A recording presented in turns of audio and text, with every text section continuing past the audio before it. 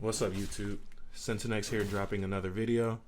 I've been pondering on the idea of what kind of content to bring to the channel, so I've tried a couple different videos on a couple different champions to see what you guys would like the most. In the comments below, let me know how you guys feel about educational content for a specific champion or more matchup analysis on the laning phase for individual champions. I kind of feel like I've been touching both these in my videos recently, but if you guys would rather see them separate, just let me know in the comments. Now, this next video will be me playing Riven mid against the Rise, but shortly in my game, my top lane Camille is hard inting this Yasuo who ends up 4-0 by the time I come up top lane. I take my small advantage to the top lane and begin to take over the game with my pressure, and we're going to see how this is done and what I could have done to make this game easier and to go more smoothly. If you enjoyed the video, make sure to drop a comment below on what you liked or what champion you would like to see in the next video, and don't forget to drop a like and subscribe for more content. Other than that, here's the new intro.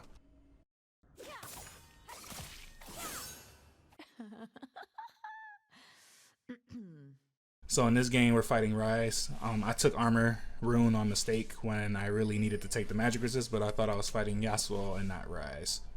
Relentless Hunter is really good. I like the Keystone a lot. The extra movement speeds help me participate in pretty much every fight.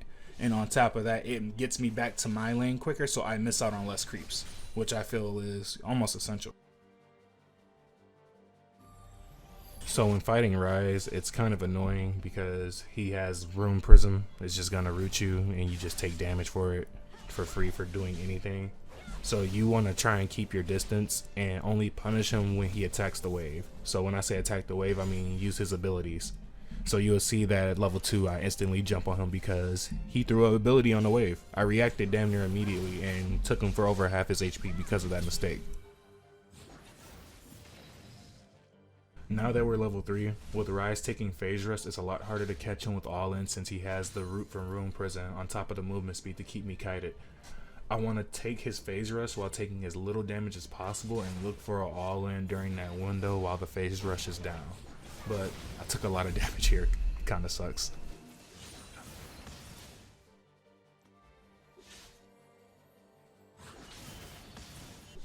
So a minute passes and the wave is still frozen on my side. Now Rise is in a very dangerous position because now he has to run down the entire lane from my side to escape me if I were to all in him. So you'll see that he's low on mana and I take a short trade here just to, put some damage out on him. My jungler can easily gank from this position, or I can easily kill him myself from this spot. So the reason why I take the creeps right here is because this forces Rise to stay in that overextended spot where he doesn't want to be, and it makes it really easy for my jungler to come through. I see my junglers coming in for a gank. I shove the wave because now I don't want to fight on top of these creeps when he does gank.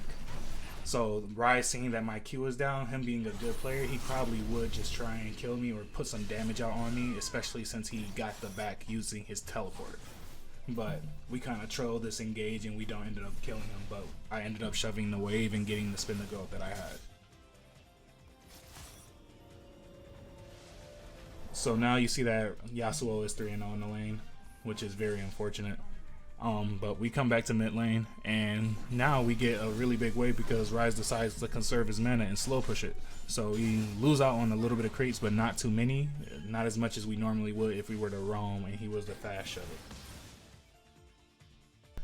So we catch that big creep wave, and then I see my jungler is hanging around Rise, so I rotate over. But Rise is in a position where I can easily punish him. There's no tower, and his jungler is pretty low level right now. I have OT. I can easily 2v1 any situation, and Malphite does come, and they both die for it.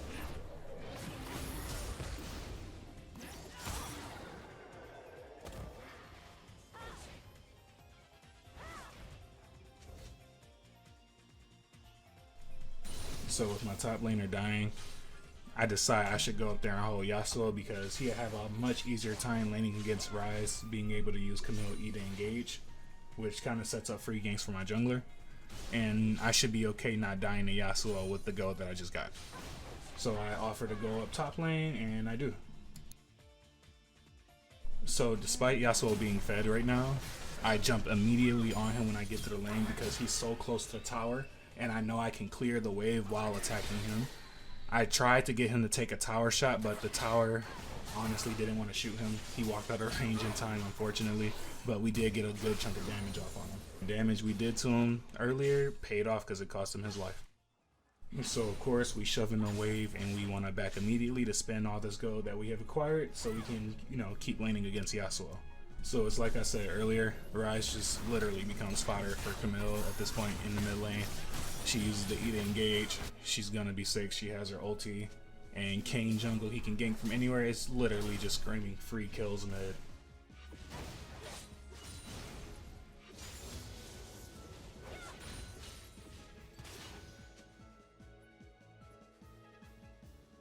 So you'll see that Yasuo doesn't want to contest his wave. He knows he can't fight me. He knows I'm strong, so he'd rather just sit back and wait for the wave to come to him. So I ran at Yasuo. I was looking to take off his passive, but we ended up getting into an all-in, and that was the one thing he was not expecting, I guess. I really wasn't expecting to fight. I just wanted to take the shield off and then kill him, but he offered his life. So with Yasuo dead, we look to shove in the wave and get some plating here. Trying to extend our lead as much as possible and try and get these towers taken down. So we managed to get 2 platings here, which is a really good amount of gold, and we cleared about 2-3 waves. So I want to spend my money now that I have a ton and enough to finish my Death's Dance. So we back and we rotate back top. So I see that my jungler is at Rift Herald with their jungler. Even though I have a big wave at my tower, I can miss this wave if it helps out my team. It's not going to completely ruin the game for me. So I give up this wave and I go down and rotate, and we end up getting a double kill because of it.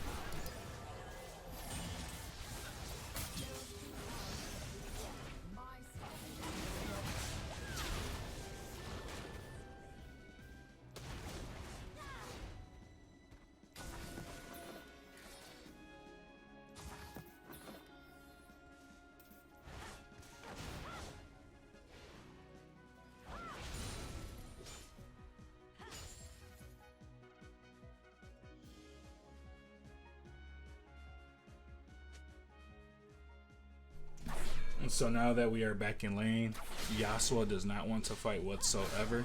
So I play a very aggressive lane and I start shoving in the wave constantly to keep the pressure on him, so he has to stay there.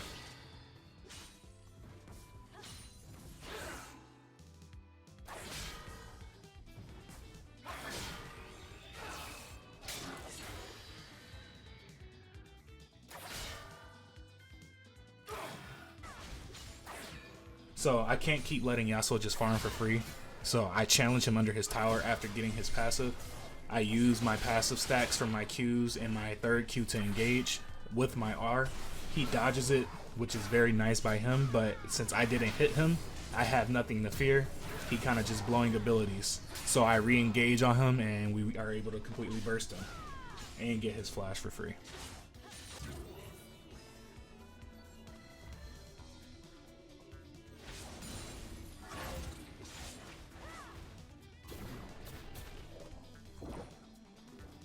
So my jungler goes and grabs Rift Herald, and he uses it top. He wants to open up the map from top lane, and we can easily push down multiple towers.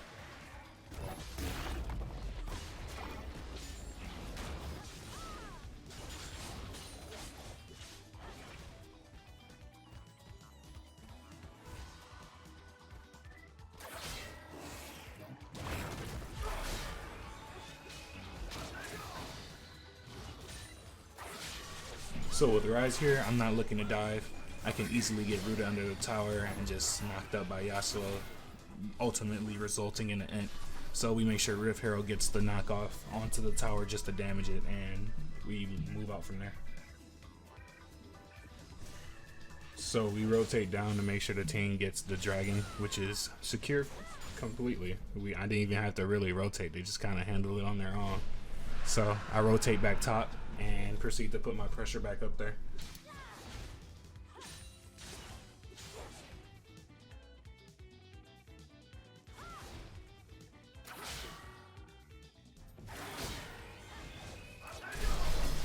So this is a clean flash by me, but me being hungry and a fucking Riven main, I decide, oh, let's tower down Yasuo and get this clip going, you know. YouTube's gonna love this shit.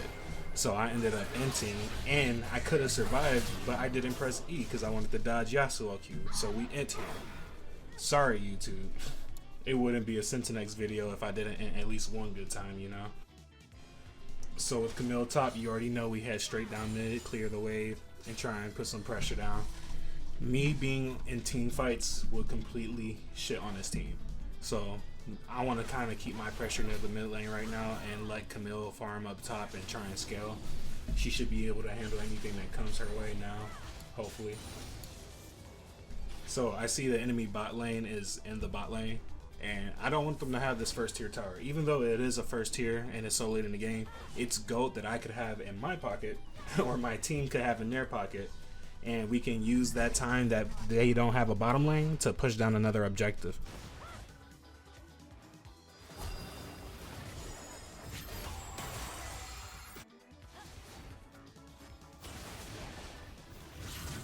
This fight is just kind of fucking free. You know, I'm really fed and I'm gripped with my team, so it's not much they have to answer my presence with.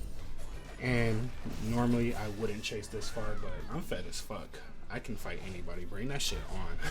For real. Despite all the fire I was talking earlier, Malphite sees an opportunity to drop dick on my team, and me included. And he does it. He gets a 3-man knockup. He actually gets Kane blown the fuck up. But Camille and I are pretty tanky at this point, and we survive the damage and we're able to turn this fight around despite Malphite's good play. Whoa, what the fuck was that in?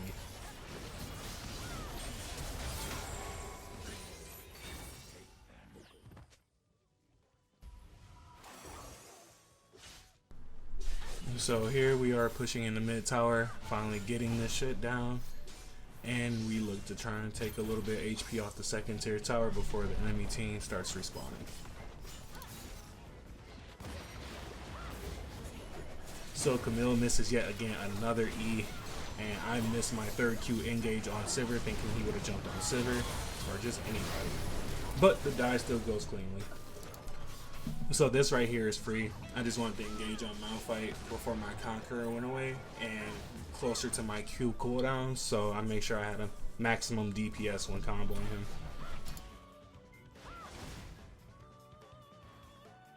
So after the fight, I see that Ryze is top lane, and I immediately rotate up to keep pressure top, and my team dies to the enemy team that we just killed.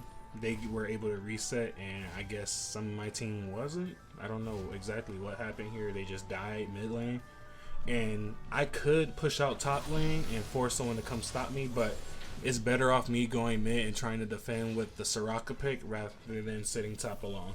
So with Malphite ult down, I jump immediately on their carries when they're in the front line to punish their positioning, and I take their lives for it. Since we got that double kill for free, we immediately go to Baron, and that's Baron for us. They can't contest it with only 3 players.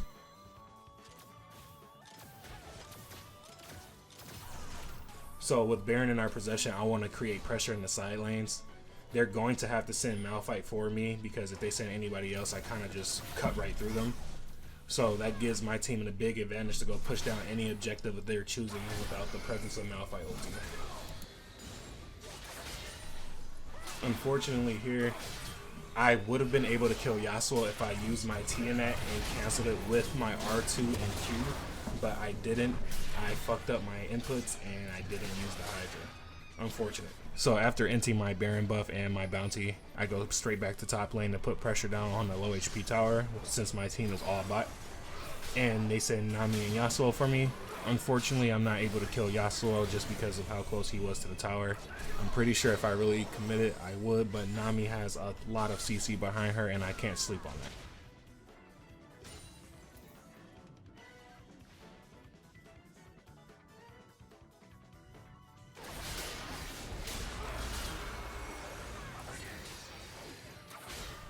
So with my team taking objectives, all I have to do is maintain my position and keep Nami and Yasuo up in the top lane with me so they can go and abuse their numbers in the side lanes.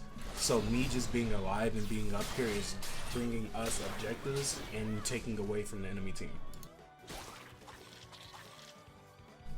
So after using the lifesteal that I have to sustain myself back up to full HP, I see that there's a fight breaking out mid and I rotate immediately.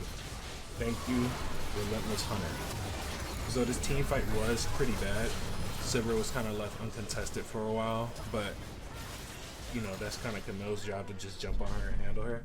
I could have done it as well, but I was focusing on making sure Yasuo didn't do what he needed to do. But other than that, GG. So being the anchor for my team, as long as I didn't die when a major objective was up or they were on the side of a major objective, we had no problems this game. We were getting picked off here and there, but ultimately the enemy team couldn't do anything with it because we were always pressuring the side lanes or we always had something for them to answer to. GG easy.